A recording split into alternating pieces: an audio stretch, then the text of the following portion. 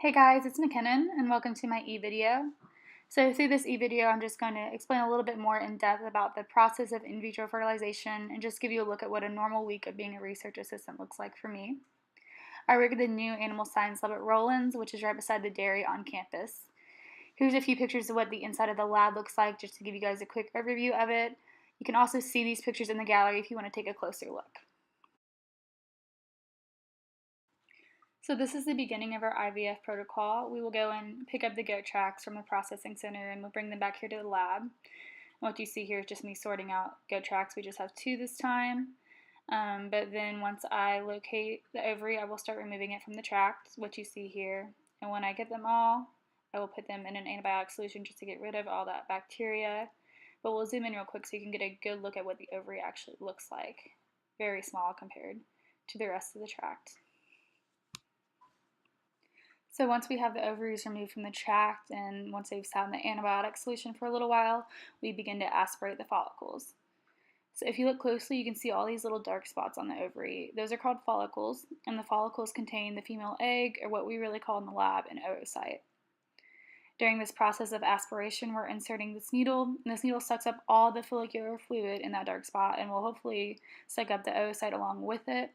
There are a lot of little dark spots and follicles on that ovary, so we're hoping to get more than just one oocyte per ovary. The main goal of this process is just to remove the oocyte from the ovary so that we can use it later on during fertilization. So after we have aspirated all the ovaries, we then look at the solution containing all the oocytes underneath the microscope. So the solution contains oocytes, but it also has a lot of debris, which is this cloudy material and just irregular shapes you see around there. So we want to get rid of all this debris while we're removing the oocytes, and we move them to a new clean dish, and we try not to take any of the debris with it. This is what you see in the second picture. Notice that you see a bunch of circles, but you don't see all that cloudy and irregular material that's surrounding it. So here's a picture of a single oocyte. They're sometimes really difficult to see when they're mixed in with all the debris, but they're really distinguishable because they look like a perfect circle and they have this ring around it. So once all the oocytes are moved over, we put them in the incubator on the left and we let them sit overnight and they mature. And this ends the first day of our IVF process and really the longest day. So day 2 is the beginning of the fertilization process. We remove the oocytes from the incubator and we move them over to a new and clean dish for fertilization. After we move over the oocytes, we're going to start thawing out the sperm. So to first do this, we remove a straw of frozen sperm from the semen tank. And this is the black handle that I'm pulling up right now. By using frozen sperm, we're able to store large amounts and there's not an expiration date of when we have to use it by. We take the frozen sperm straw that you see right there and we drop it in some media solution so that it thaws out and the sperm starts swimming again. According to our protocol, we spin down the sperm in the centrifuge a couple of times, and this makes the sperm very concentrated on the bottom of the tube. So once the centrifuge is stopped, we remove the tube and we take off the top layer of media in the tube. We have to do this really carefully and quickly because the sperm will start to swim up to the top of the media over time.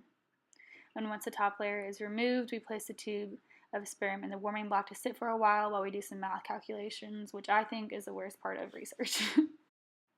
This math that you see me doing right now allows for us to account for the concentration of sperm that was in the tube. We do some of these calculations to determine the amount of microliters of sperm that we need to use and fertilize with to allow for optimal fertilization of the oocytes. Once we have determined the correct number of microliters to fertilize with, we will pipette that amount into each well, which you see me doing here, and that will allow fertilization to occur. Once the correct amount of sperm is in each well, we flip over that microscope part right there and we look at the progressive motility. If you look closely right here, I'm sorry for my bad camera skills, you can see a lot of flickering in the camera, and that's the sperm moving and hopefully going to fertilize the oocyte. After we look at the motility underneath the microscope, we put the sperm and the oocytes in the well back into the incubator and hopefully allow them to fertilize overnight, and this will end the second day of the IVF process. Day 3 begins with us removing the presumptive zygotes from the well, and we begin to vortex them as you see here. We vortex for about 1.5 minutes to remove the sperm and the surrounding cumulus cells from the embryo. I use the term presumptive zygote because we assume that the oocytes have been fertilized and that we are now dealing with embryos.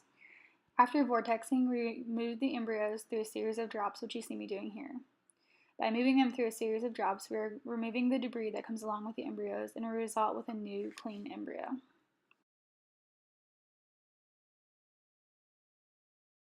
After moving the embryos through the drops and getting a clean embryo, we then move the embryos back to the well and we allow them to sit in the incubator again overnight. While they sit overnight, we are hoping they start to divide and expand, and this will end the day 3 of processing.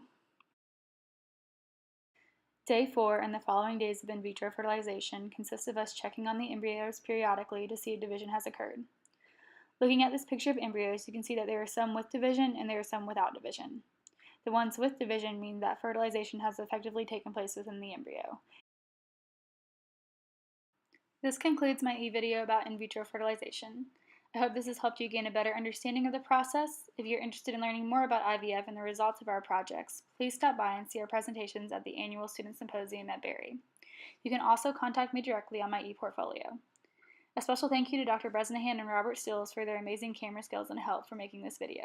Thank you guys for watching.